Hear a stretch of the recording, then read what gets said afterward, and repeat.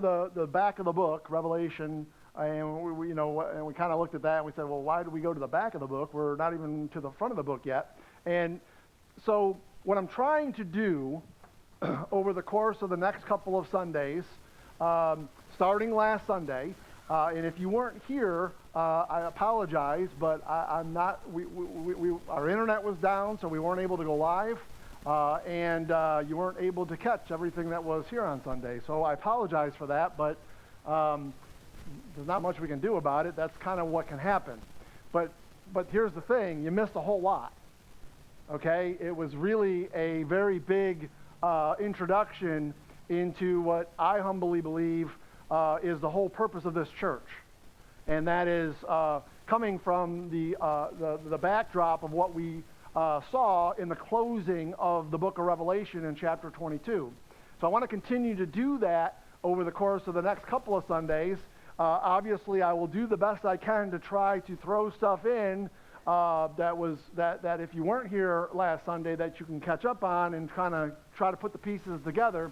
But I would really, really encourage y'all over the course of the next couple of weeks to really make Wednesdays and Sundays a priority, because when we kind of come out of all of this, man, I'm just telling you, it was a huge, huge help to me in understanding the Bible.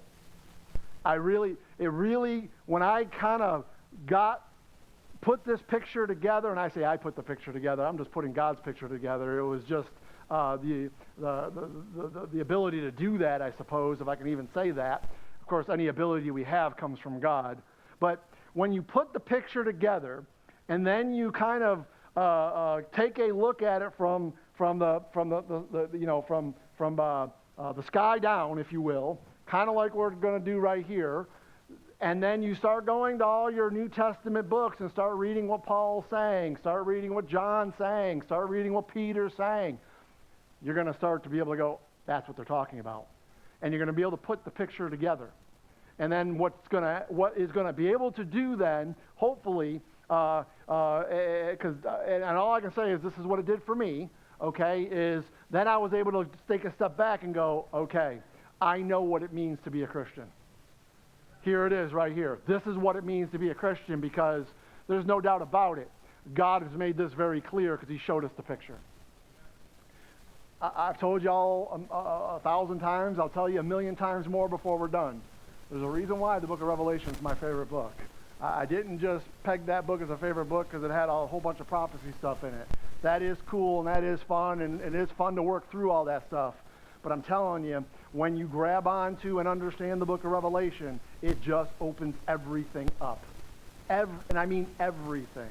You can call out every false doctrine. You can see exactly what it is that is expected of us. You can understand God's plan. You can understand the difference between the Jew, the Gentile, and the church. Everything starts to come into focus. And then what you can then do is you can backtrack to the other 65 books, and you can properly put them in their place, biblically correctly, as God would want you to do so. There's how you rightly divide. Okay? Now, that's Sunday.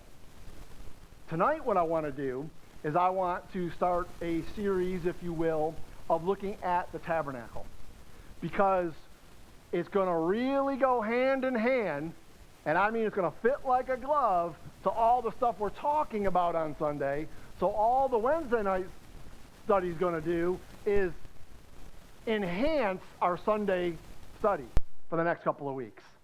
I'm just telling you, you take what we learn on Sunday, you take what we learn on Wednesday, you put 2 and 2 together, and I'm telling you, watch.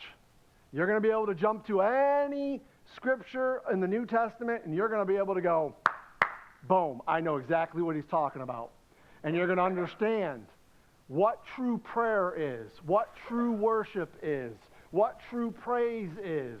We're going to get a biblical understanding from God's point of view of what this stuff is, so that way we don't have to no longer rely on what the world teaches stuff is.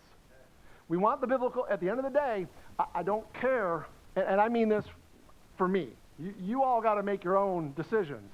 But for me, I really don't care what the popular teaching is. I really don't care what the famous pastors are teaching and what the famous people have said about it. I really don't. I only care what the Bible says. And if whatever I thought ends up being wrong, at the end of the day, it's either God's right and I'm wrong, or I'm going to trump God. We got to stop with this whole idea of that's just your interpretation. That's nonsense. The Bible says that no prophecy of the Scriptures for any private interpretation. No, it's not my interpretation. That's what it says. And it means what it says.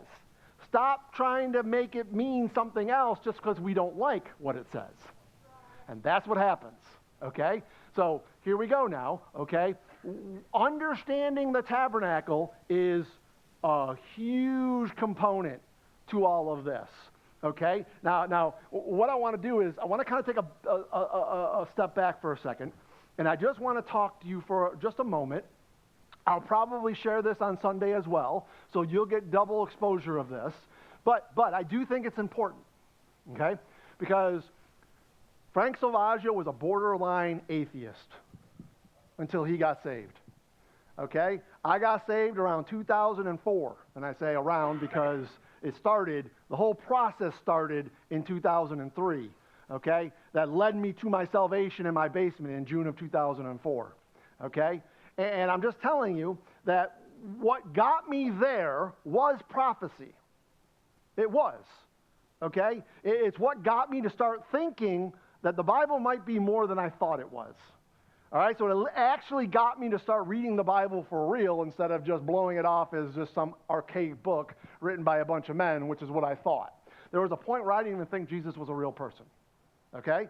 So that helped me get to where I needed to be. And then once I understood that God never made a mistake on any of his prophecies, that's when I realized, well, God certainly, if he never made a mistake about that, I doubt he made a mistake about the cross. And so that's what led me down to that path, okay? Truthfully, I remember the day I got saved. I was in my basement, and I had just watched The Passion of the Christ, and I'll say there's some things about The Passion of the Christ that I don't necessarily agree with, okay? But that gave a really good indication of what a crucifixion would look like. For that, it was worth it. Okay, because if you wanted to understand how horrific a crucifixion was, it gave a pretty good indication. Okay, but there was a lot of Roman Catholic stuff going on in there that I would go, I don't know about all that. Okay, but I remember I had just got done watching it. Me and my wife had gone to go see it in the movie theater, and when I was in the movie theater, this is before I'm saved now, right? I wasn't even thinking about any of this stuff at this point, and I remember in the movie theater going, man, that dude got messed up. Like, it did not affect me at all. It was just like a horror movie to me. That's all it was. Right. That's all it was when I went to go see it in the theater. But that day, it was a little different. I saw it a little different. And so when I got saved and I started to really dig into the Bible, my mind, for whatever it's worth, I just don't believe things because somebody tells me. Never been that person. That's not me. I'm going to take a look at something. I'm going to now go study that thing out. I'm going to do a thorough study of it. And so now what does that do for me now? Well, at least I know that I can at least talk about the subject with people because I've done enough of my own personal study on it. It's not just me hearing it from somebody else and now saying what they said. No, I've studied it. And this is how I got to where I got. Okay, and I know how I got to where I got. Now, I say all that to say, then in 2006, some guy by the name of Billy Wood decided he wanted to come to Rochester, New York, and preach a men's conference. It was at this men's conference that I got the call on my life to be a pastor.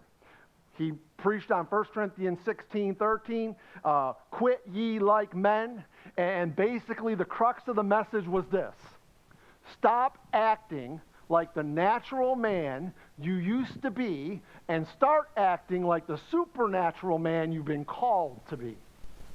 That was the crux of the men's conference, and I just looked at that and I'm like, you know what? I'm about 2 years in now. I've got a little bit of knowledge behind me. I'm still young in my faith, but what I realized was God gave me gifts, And I got to stop utilizing my gifts for my own purposes and start utilizing them for his. And so that's when I got the call to be a pastor. I then went into the next 6 years of my life from that point was in preparation for being a pastor. I spent 6 years in getting obviously my degree. Not that I feel like you need a degree to be a pastor, just my opinion. But that's what we did. That's what I did. What I loved about the Bible college that I went to is every single class pretty much was Bible-based. We used the Bible as our, and any of you are taking any of the classes right now, you can affirm that we use the Bible. That's what we do. We're not learning about how to grow a church. We're learning how to be Christians.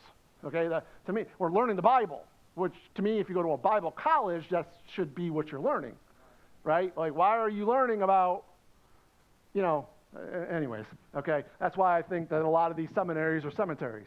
We're burying people. That's what we're doing. We're not teaching them the Bible. We're teaching them, I don't know what.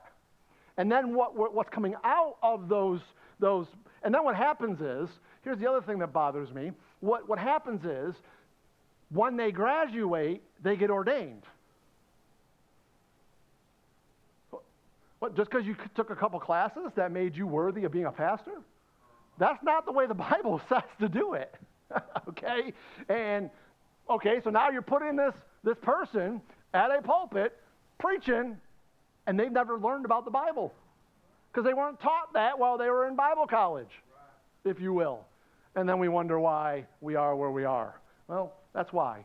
It was always my intention that if the Lord wanted to call me, and he certainly had every right to do whatever he wanted with my life once I decided to surrender it to him. And boy, if I could tell you, I don't tell you from a prideful standpoint because I don't believe in being prideful. Anything that me and my wife and our family has is because of the Lord. And I know that from the bottom and the depth of my soul, I know that because I know what I was and where we were prior to that. Okay? But at the same time, to be a leader, you have to be an example. And so sometimes I may say something about what I or my family does. I'm not trying to be prideful about it. I'm doing exactly what Paul did. Follow me as I follow Christ. Now, if I'm not following Christ, then get off the track and go somewhere else. Okay? But if I am, then hey, let's do this together because there's power in numbers. The more we have involved in what we're trying to accomplish, the better off we're going to be. But 1 Corinthians 12, we're only going to be as good as our weakest link.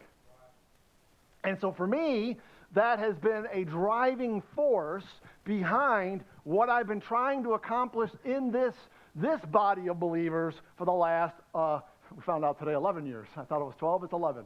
Okay, for the last 11 years.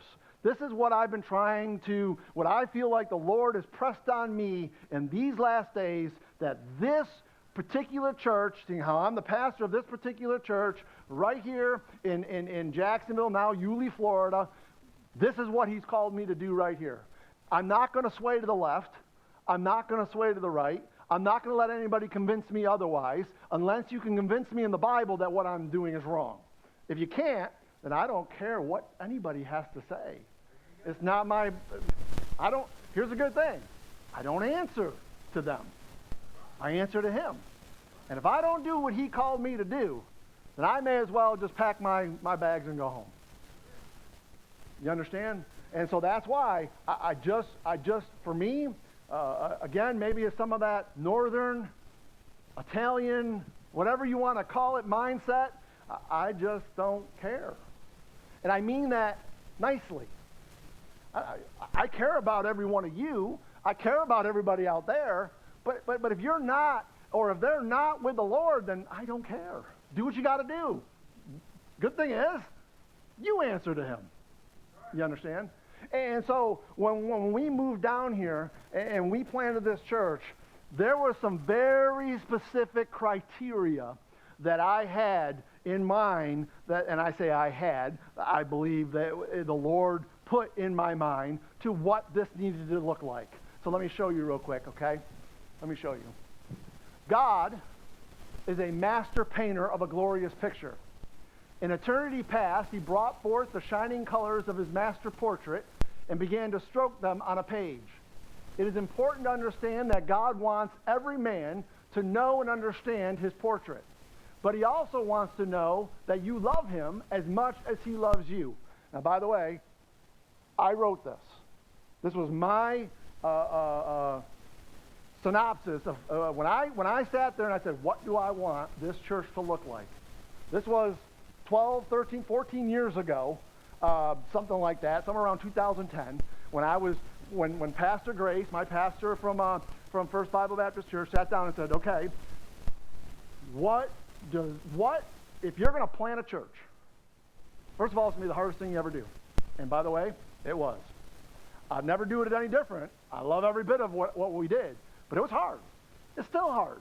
We're still in the process of it. Because you got to learn. There's things we got to learn. I mean, you just don't, unfortunately, there's not always a manual on everything, on everything. There is, but, sometimes we're all hard-headed, myself included, and we don't always want to follow the manual sometimes, you understand? Okay, so, but this was what as I was coming to the understanding and studying the Bible, this is what I came to the conclusion of, okay? And so it says this, right? So what God did to test you is he took that master portrait and he broke it up into 1,000,000 of pieces. Now he wants you to be a builder. He's the master builder, and by study, take the time to put those pieces back together, piece by piece, precept upon precept, so that you can now see the master painter's glorious picture. The natural man cannot do this. It requires the Spirit of God in the person to effectively get the job done. And what God has done to ensure the process is give you painters, pastors, to teach you knowledge and understanding, which leads to the wisdom you need to put the puzzle together. Okay, that is all biblical, what I just put up there. I can give you Bible verses to back up everything I just put up there. That's how I came to this conclusion, okay? The war being fought. One Baptist Church's purpose, then, is to win people to Christ, build them up in their faith, and send them out to reproduce. In effect, our goal is to take people out of Egypt, which is a picture of the world, under bondage, sin, to Pharaoh, Satan, by the Passover, blood of Christ, through the Red Sea, picture of baptism of the Holy Ghost, and pastor them through the wilderness, avoiding the 4 deadly sins, idolatry, fornication, murmuring, and tempting, until they reach the promised land, which is full of milk and honey, where they can now be the vessel that reproduces fruit themselves. Now, as you look at that right there, all that starts to go, whoa, wait a second now. I get where that's coming from, right? Because we talked about a bunch of this on Sunday. I was painting the picture of what the purpose of this church is, which, if I can humbly say this, it should be the purpose of every church, not just this church. This should be the purpose of the church in these last days. It should have always been. All right? Now here we go. So the purpose of the Old Testament priesthood. Now, you say, why are you going to that? Because again, I believe what God has done is he takes these pictures of actual events that took place in the Old Testament and he uses them, similitudes, to show us truth. That's how we learn. Again, that's why the 3 levels of application of Scripture is so important. You have to understand that there was a these things really happened. Amen, praise the Lord. Okay, but then we also have to understand that there is okay, what can I learn from it? What's my takeaway from it? And that's good, I get that. Unfortunately, that's where most churches land, okay? But the problem is you can never get personal application correct if you don't have the third one. And that is understanding that all Scripture has a doctrinal, prophetical application. And if you don't get the doctrinal, prophetical application, the likelihood you're going to get the personal application correct is very minimal. And I've seen it way too many times to know that that's true. So there you go. Okay, so why are we looking at this Old Testament priesthood? by bringing proper sacrifices, doing the correct ministerial work, and being obedient to the laws and commands of God that he set forth, being led in the Spirit, it provided the way for them to worship and praise God correctly. Because their tabernacle vessel was righteous and made holy, because it was anointed and sanctified, and therefore God could dwell among them so that he could get his glory, thus not robbing him of it in and through them. Every single point of what I just put up there has New Testament application to it. Okay, because here's the thing you need to understand. All that got pulled from the book of Leviticus. Okay? And here's the thing I want you to understand about the book of Leviticus. Paul, in his church writings, referred back to the book of Leviticus over 40 times. Now, I wonder why he would do that. Must be something going on there. Oh, because there is. And what I believe is, unfortunately, is we are living in a day and a time where what's being preached and what is being propagated at the pulpit and what is being reproduced out into the world as what we're calling Christian is so not what Christianity is. And we wonder why where we are. And I don't mean that to be ugly. Paul said it was going to happen. That's just not my opinion. It's not my interpretation. Paul said it was going to happen in 2 Timothy 3, 1 through 7, just to name one place. And just so that we're clear, so did Jesus in Revelation chapter 3, the church of Laodicea. So there's no doubt that this is going to happen. The problem is when we don't know truth, when we don't know how to get... Okay, one of the mysteries of God is going to hit on this on Sunday, if we get to it, Lord willing. Okay, but if we don't know the truth of God's Word, if we don't know how to try the spirits, and we don't understand the mystery of iniquity that's already at work, and if we don't understand the mystery Babylon that is taking place, that's already in place, if we don't understand it, we're not going to understand what Satan's doing. And if we don't understand what Satan's doing, Job 41, we're going to be blinded to truth. And we're going to think something's from God when it's not. Now I'm already losing my voice. Whew, I can hear it. Y'all with me right now?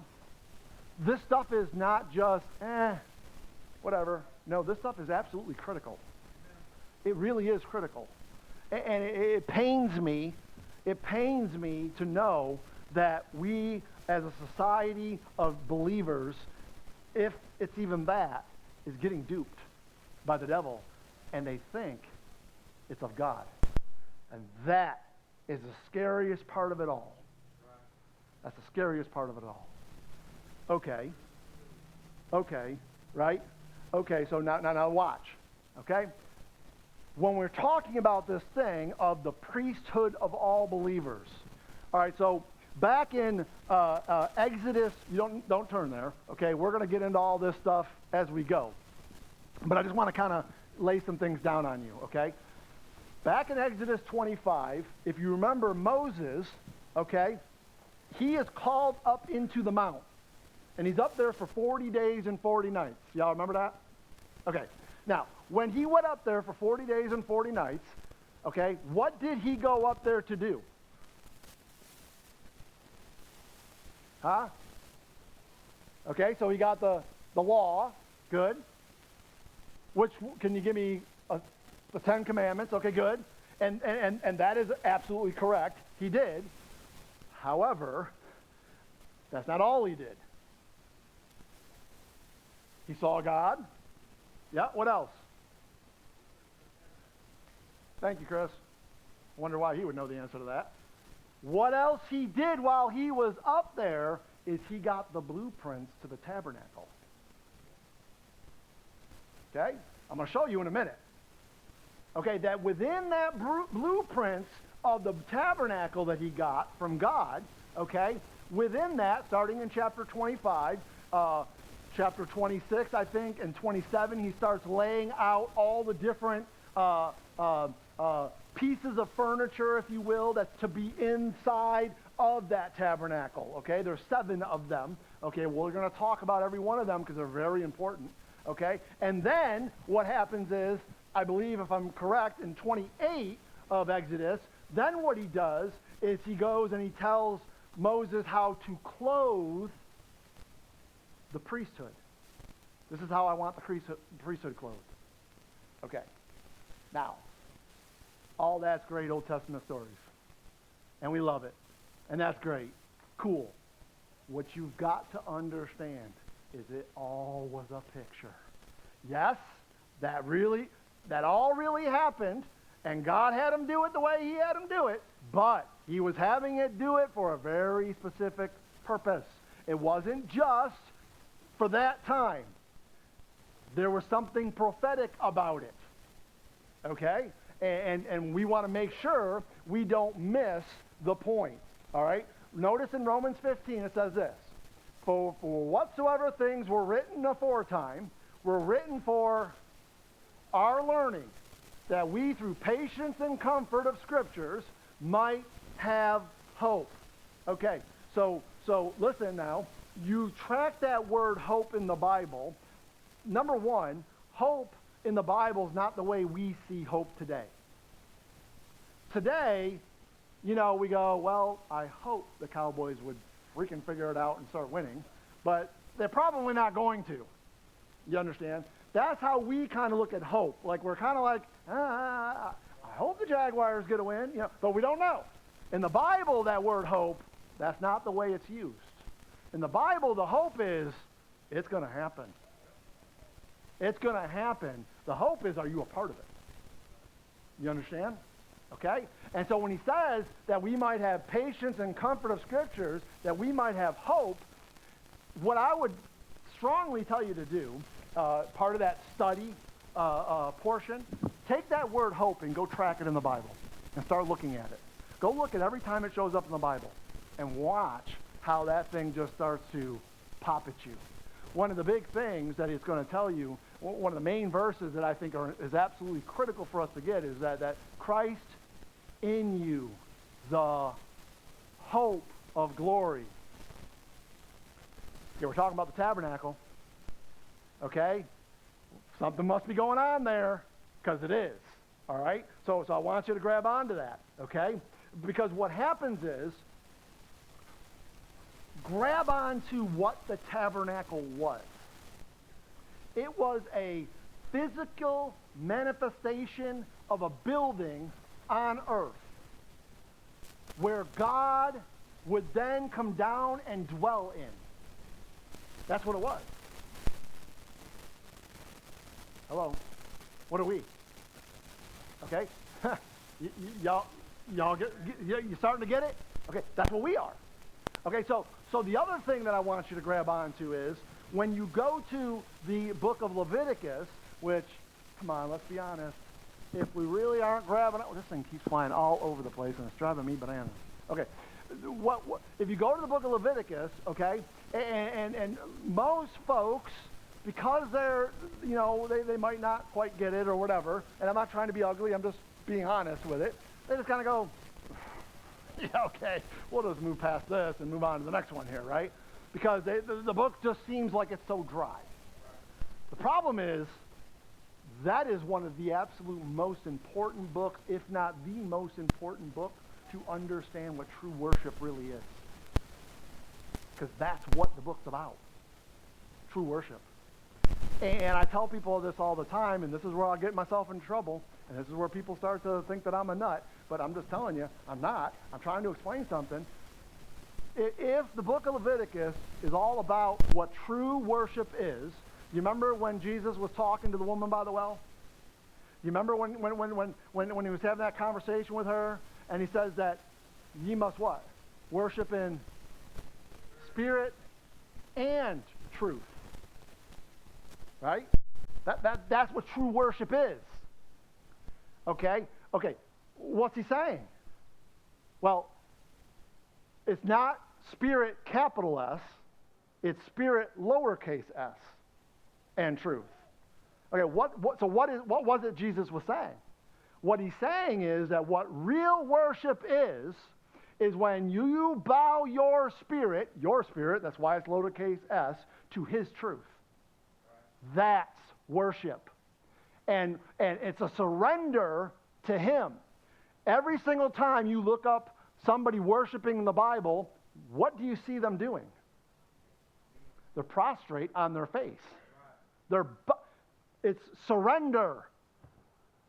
That's what you're doing. Okay.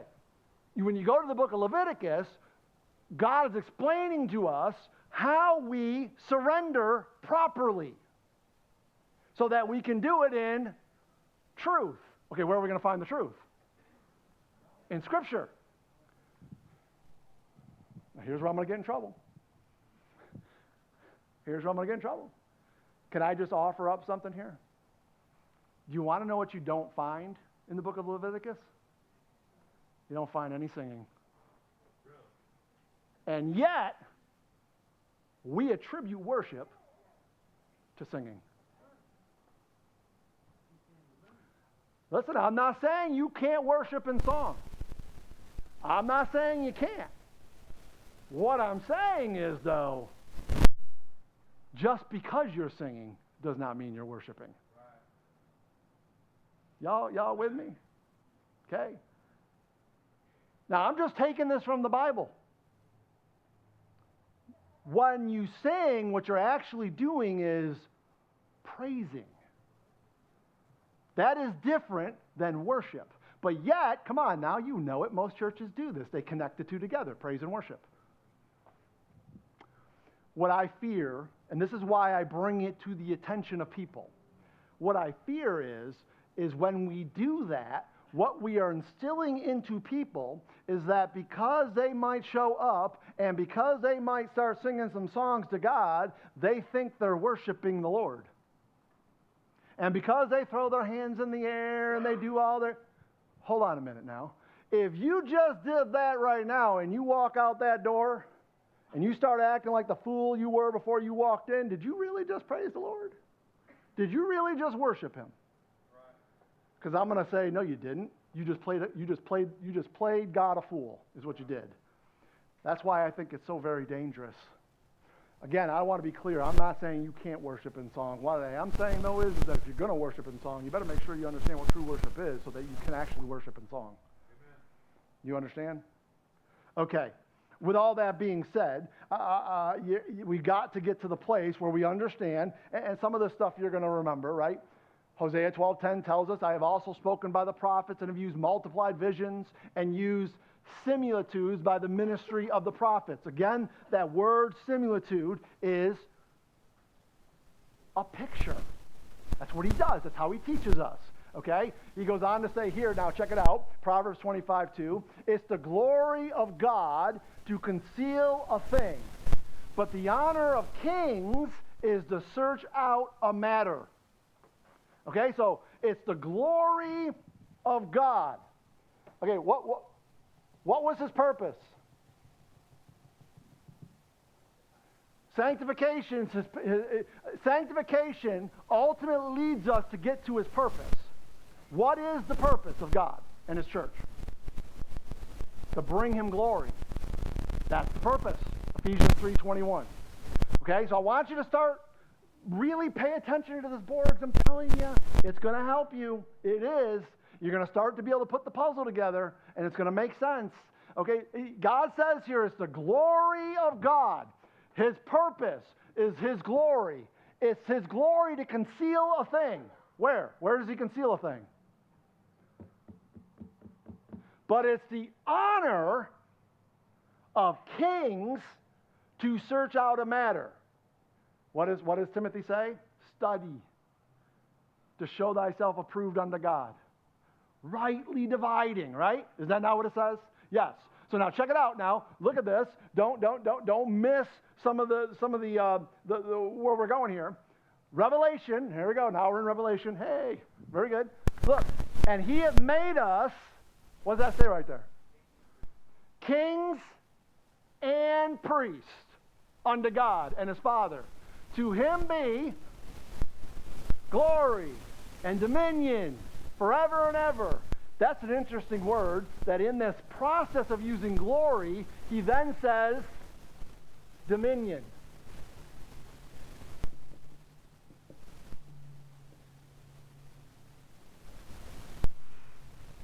He had made us kings and priests.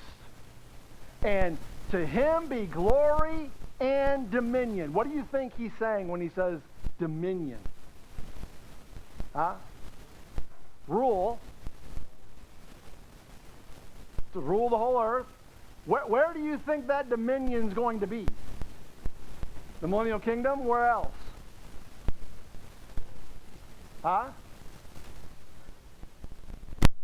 Where else is that dominion going to be?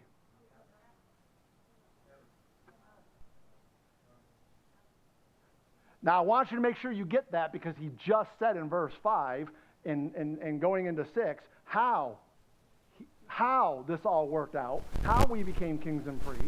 How we became kings and priests is because of the blood of Christ. So clearly he's talking about something more than just dominion of the whole earth. He's definitely going to have dominion of the whole earth. I got all kinds of other verses I could go to back that up. But he's also wants dominion in you. Because ultimately he was the King of Kings. And he is the great high priest. And if he's the King of Kings, and if he's the great high priest, and he's in you, what should be coming out of you? Now you understand why he says glory and dominion forever and ever? Okay? All right. So now, check it out. We go on.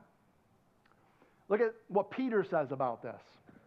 Peter says, "But ye are a chosen generation, a royal priesthood, a holy nation, peculiar people, that you should show forth the praises of him who hath called you out of darkness and into his marvelous light." Okay, the story of the Exodus is a picture of that. Because the word Exodus means exit. That's what it means. You're exiting something. What did they exit? Remember what I said the purpose of the church is? Our church. To get people out of the world, picture of Egypt, and bring them into the promised land, his marvelous light, so that we can now show forth his praises throughout it, because we're little lights shining the light of him. Y'all with me now? Okay. Okay, it says, in times past we were not a people, but are now the people of God, which had not obtained mercy, but now have obtained mercy. So what we now learn is that we are kings, and we have a royal priesthood. Okay, why would he use that word, royal priesthood? And why would he say in and out? And why is he focusing us back to the Exodus? I believe without any doubt that the reason why he's doing that is because he's pointing us back to the tabernacle. Amen. That's what he's doing. And he's letting us know this. And I'll prove to you, because there's a verse that he says just right before this that'll emphasize everything for us, right in 1 Peter. And we're going to get to that in a little bit, Lord willing, because it's already 7:53. All right, check it out here. Look at Exodus 25. So get it now. Moses goes up into the mount. He's with God 40 days and 40 nights. He gets the law. He gets the 10 commandments. But he also gets the blueprints to the tabernacle. And look what it says here. And let them make me a sanctuary. Why? Why do I want them to make me a sanctuary? That I may dwell among them, according to all that I show thee, after the pattern of the tabernacle, and the pattern of all the instruments thereof, even so shall you make it. So Moses is up there. He's hanging with God. God's giving him the Ten Commandments. He's giving him the law. He's doing all that stuff. And then in the midst of all that, he shows them, Moses, a pattern of this tabernacle. Okay, well, what pattern of the tabernacle? What pattern? What pattern is he showing them? Like, there must be something going on. To pattern something must mean what? There has to be something else that you're patterning. This is a copy of something, right? Okay, so now let's look at why I'm hitting on this so hard, because I think it's important. Go with me to Hebrews chapter 8. Listen, Hebrews chapter 8, 9, 10, 11, 12, 13. I don't know that I could explain to you how critical it is, if we're going to really truly understand the tabernacle, how critical it is to understand those 5 chapters. And as we walk through this on Wednesday nights, we're going to be going often back to Hebrews. But I want to kind of just point some things out to you right now so that we can see them. Check out chapter 8. Look at the first verse here. It says, "Now, of these things which we have spoken of, this is the sum. We have such a high priest who is set on the right hand of the throne of the majesty in the heavens, a minister of the which the Lord pitched, and not man." Okay. He's in the heavens sitting at the right hand of God, ministering in the true tabernacle. So where's the true tabernacle? Y'all getting it now? Okay. So what Moses was to do, he was to pattern after the true tabernacle in heaven. Everybody with me? Okay. Now, let's go on here. Look at verse 4. It says, "For if he were on earth, he should not be a priest, seeing that there are priests that offer gifts according to the law, who serve unto the example and shadow of heavenly things." There's that picture, right? "As Moses was admonished of God when he was about to make the tabernacle, for, see, saith he, that thou make all things according to the pattern showed to thee in the mount." There you go. Everybody see the connection? There it is. There's your connection. Okay? So, now, one thing, I'm not going to hit on this tonight, but I do want you to pay attention because we're going to hit on this later. Notice what it says there in verse 4. It says that he should not be a priest, seeing that there are priests that offer.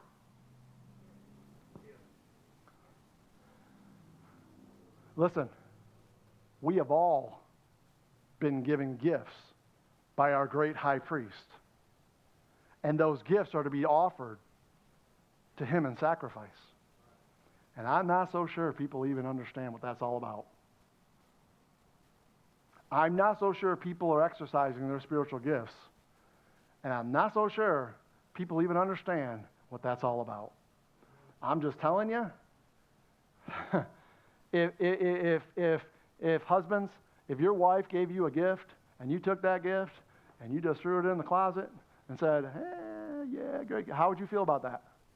Wives, right? If your husbands gave you a gift and you took that gift and threw it in the closet, right? Or if your children gave you a gift and you're like, "I don't like this junk, get this out of here, give me something better." How do you think they would feel about that? I just want to be very clear. Our husband has given us gifts. And we just throw them in the closet and we don't utilize them. And how do you think the husband feels about that? Just telling you, we're very, very, very, very clueless. And I mean that in love.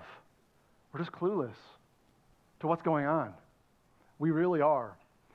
Those gifts that were given to us were for very specific purposes. And when they're not being utilized, those purposes of God are not being fulfilled. And I'm telling you that the place where those gifts get utilized are in the church. Amen. That's why, one good reason why we should never be forsaking the assembly. But I understand why we forsake the assembly, because we don't understand what the purpose of the church is. We don't understand our purpose in the church, and so we don't give it any kind of credence to the fact that he spilt his blood and bought it. And we don't think there's going to be any repercussions for that. Oh, there's going to be. And I'm not trying to be ugly about it. I'm trying to tell you what the Bible says about it. And we got to start getting what's going on here. This is serious. In my humble opinion, I believe this stuff is serious. Go to Hebrews 9. Hebrews 9. Notice in verse 21. He says, moreover, he sprinkled with blood both the tabernacle and all the vessels of the ministry. So notice now, he's calling the tabernacle and all the vessels, the vessels, okay, the ministry. Wait a minute. Hold on. This vessel is a ministry? Well, if it's sprinkled with blood, it better be. Hello. I'm a Christian. I'm born again. Praise the Lord. I got the blood of the Lamb. Okay, then what are you doing with it? Because you've been sprinkled with blood. You now have a ministry. What are you doing with it? What gifts are being utilized that God gave you when he sprinkled you with his blood? Y'all get me now? Okay, and he goes, and almost all things are by the law purged with blood, and without shedding of blood is no remission. It was therefore necessary that the pattern of things in the heavens should be purified with these, but the heavenly things themselves with better sacrifices than these. For Christ is not entered into the holy place made with hands, which are the figure of the true, but into heaven itself, now to appear in the presence of God for us. And, oh boy, that is packed with some serious punch right there if you really pay attention to what he's saying. This vessel, if you are born again, has been sprinkled with his blood. You have been washed in the blood of the Lamb. Your washing in the blood of the Lamb was not for your good. There's our problem. We think it was. We just pull the whole get out of hell free card stuff. And then we just think we can continue to live our lives any way we want. No. You were washed in the blood of the Lamb for his good, for his purpose. There's the problem with Laodicea today. We don't get the difference. We don't see it. We don't understand that. And so therefore we have made church all about me. When the reality is, I didn't wash anybody in the blood because I couldn't.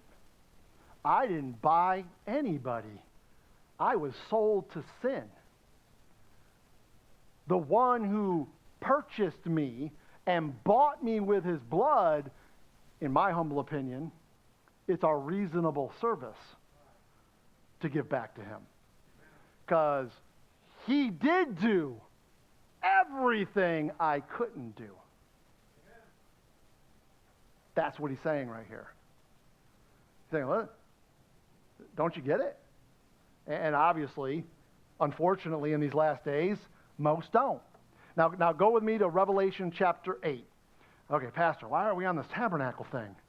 Well, let me just show you. And I'm not going to explain the verses right now because I don't want to do that.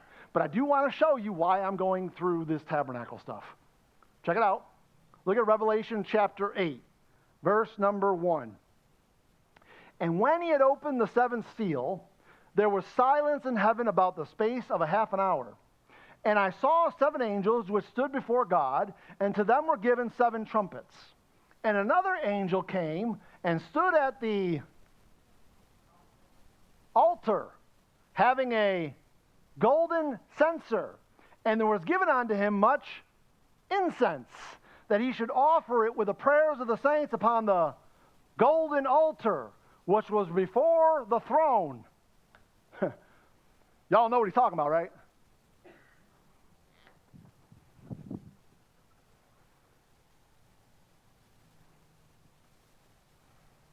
There's your tabernacle.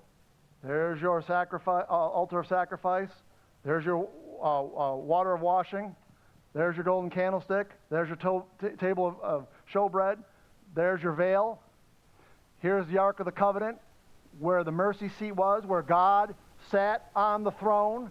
Here was the altar of incense. That's what he's talking about. Because remember, the tabernacle was patterned after that which was in heaven. Now, here's where I want to get in your grill for a minute. Okay? Because I need to get in your grill for a second, because God got all up in my grill about it back when I figured this out. Okay? So you need to get this. Check out what's going on here now. Look at verse number 4. Do you remember what I told you about smoke? What does smoke represent in the Bible? Oh boy. And where is judgment taking place? In his tabernacle. In the temple in heaven, judgment's about to come out of it. And if judgment begins in the house of God, isn't that what he says? Paul says that, right? And if judgment begins in the house, because that's where it begins, in the house of God, who I am, if I'm his, and he's in me, y'all get it? Judgment's coming out of this place. Now, why do I want to make sure I get that? Because if you or me or anybody out there has any thought in their mind at all that judgment's not coming, oh, you better watch it. Yes, it is. And let me tell you where it's going to start. It's not going to start out there. Do you know who goes to it first? We do. The judgment seat of Christ is first. Then the sheep-goat judgment. Then the great white throne. What's the first judgment? It begins at the house of God. It begins right out of that temple. I'm just trying to tell you, I don't think we all get it. I don't think we understand what's coming. All right, and again, you can keep reading there. Go with me to chapter 11. Chapter 11.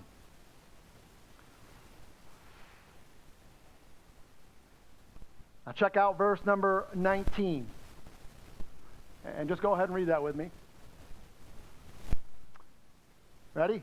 And the temple of God was opened in heaven, and there was seen in his temple the ark of his testament. And there was lightnings and voices and thunderings and earthquake and great hail. Okay. One thing you want to know about the tabernacle is the other word that's used in the Bible for the tabernacle is the temple. Okay? They're the same thing.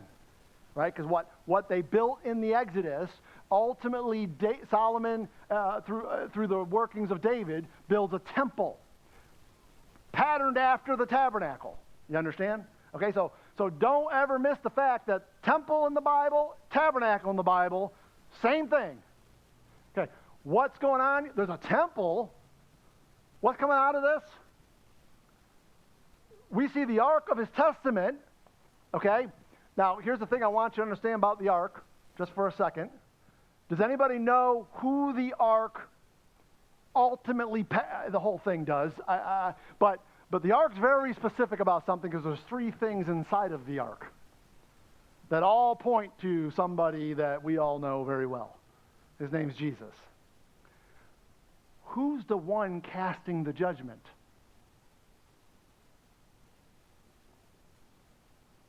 Y'all get it now? Because he's the judge. This is what he's talking about right here. We'll get to it. So if that's going over your head a little bit right now, just hang on. We'll get to it, okay? But it says, and seen in his temple the ark of his testament, and there was lightnings, voices, thunderings, and earthquake, and great hail, all pointing to judgment. Y'all with me? Go with me to chapter 13. Look at verse number 6. Now this is the beast, the Antichrist. And he's going to open his mouth in blasphemy against God to blaspheme his name and his... See that? And them that dwell. That word dwell is such a big word. It's such a big word. So the Antichrist is going to blaspheme this thing, and them that dwell in heaven. I wonder why they use the word dwell. Who do you think he's blaspheming that's dwelling in heaven? If you don't know the answer, don't worry. One day we may get there. Go to chapter 15. Check it out.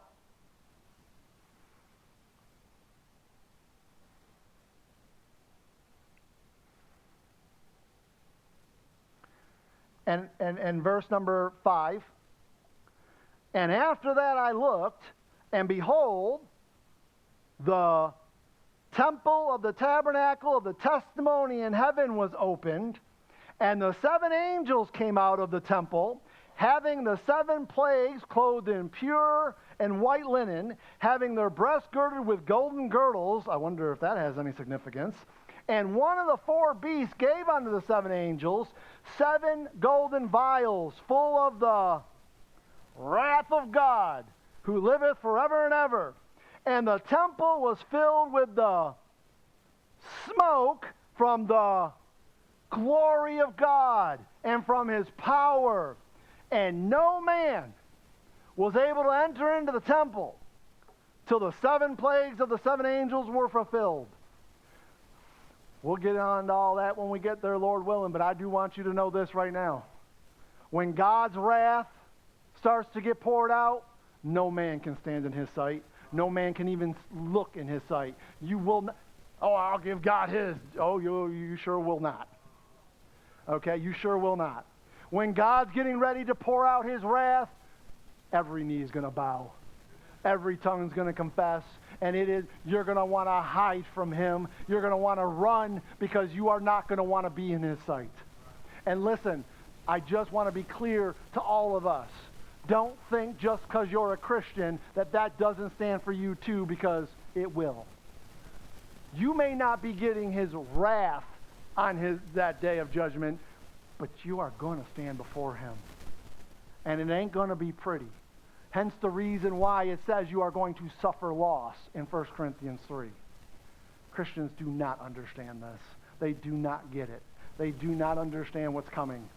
I'm not trying to scare anybody. I'm not trying to be ugly about it. I'm just trying to lay out the truth of the matter. This is what's going to happen. Whether we want it to happen or not is beside the point. This is what's going to happen. Finally, go to 21, verse 3. Chapter 21, verse 3.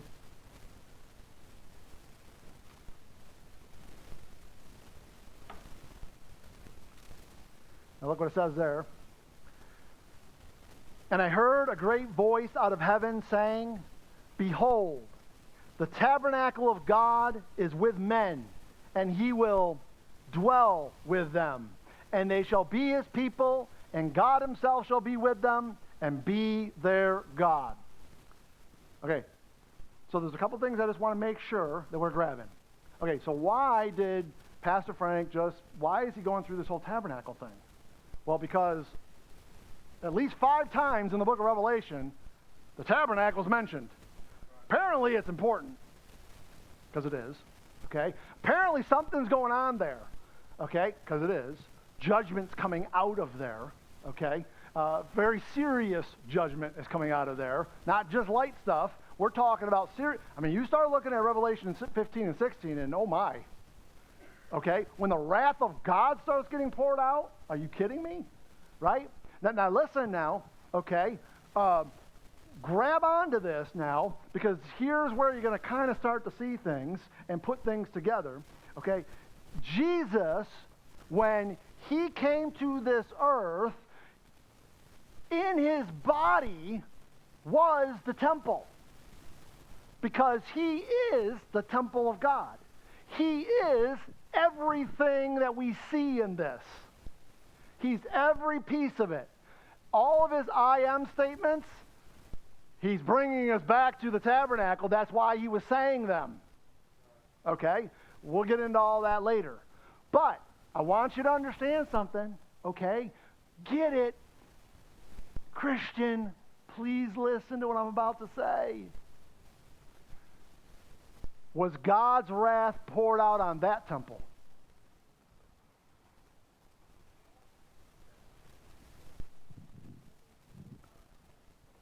Hello?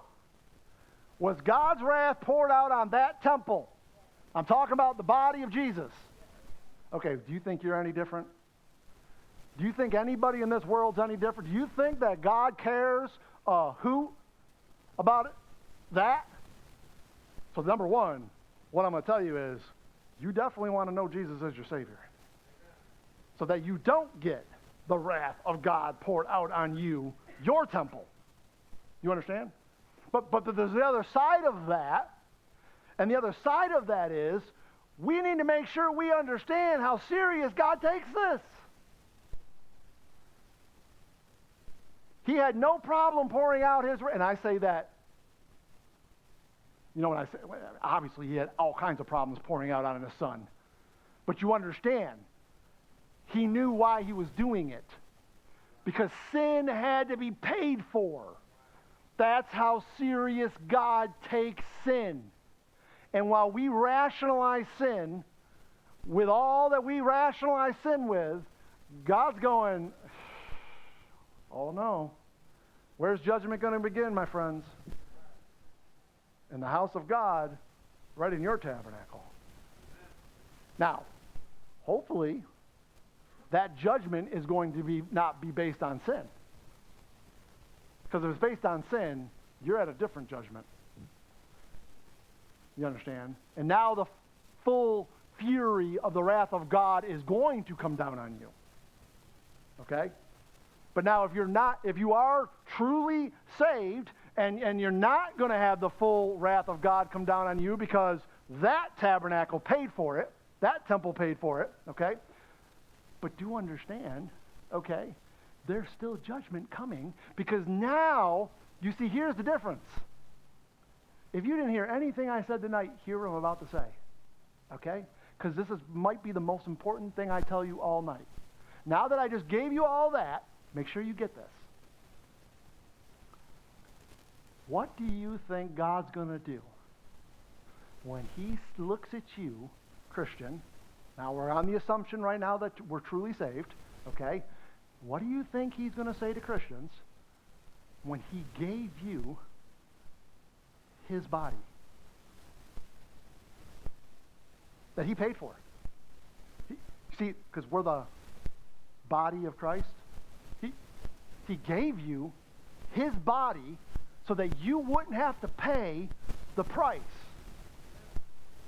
What do you think he's going to say to Christians who did not do in his body and walked in his body the way he walked? How do you, honestly, truthfully, be serious now about this. How do you think that's going to go? You think he's going to be okay with that? You think that's just going to be a walk in the park? See, if you're truly saved, yes, amen, praise the Lord at the judgment seat of Christ. You do not have to pay for your sin. And by the way, hallelujah. However, you do have to pay for what you did in his body. And I'm not so sure we get that. I'm not so sure we understand that. I'm just telling you. Number one, what that should do, first and foremost, Revelation chapter 1 through, remember what I told you? If we would truly understand the first 7 verses of Revelation chapter 1, if we would truly understand it, and then if we could piggyback off that and understand the last 13 or 14 verses of Revelation 22, if we could truly understand all that, we would turn the world upside down. We would. You want to know why we would? Because number one, we would understand what we're supposed to be doing, and we would do it. We would do it not because we have to. We would do it out of gratification because we want to. Because we are so thankful for what he saved us from. when we didn't deserve any of it. That's number one. But then number two, now we're starting to get the picture of what is going to actually happen to all of our unsaved friends, co-workers, brothers, sisters, moms, dads, husbands, wives, whatever. You understand what's going to happen to them now? Amen. That's the point of Revelation. The point of Revelation is not to make us all go, oh, look at this, cool, we got some stuff, we know some stuff other people don't. No, the point of Revelation is so that you understand what's actually going to come. Exactly. So that you can prepare not only self, but everyone you love. And if you don't walk away with that, I can't help you. There's nothing I can do for you. Because that is the point of what God's trying to get across to us. Amen? Amen. Okay, good. We made it about as far as I wanted to get. That was pretty good. I feel pretty good about that.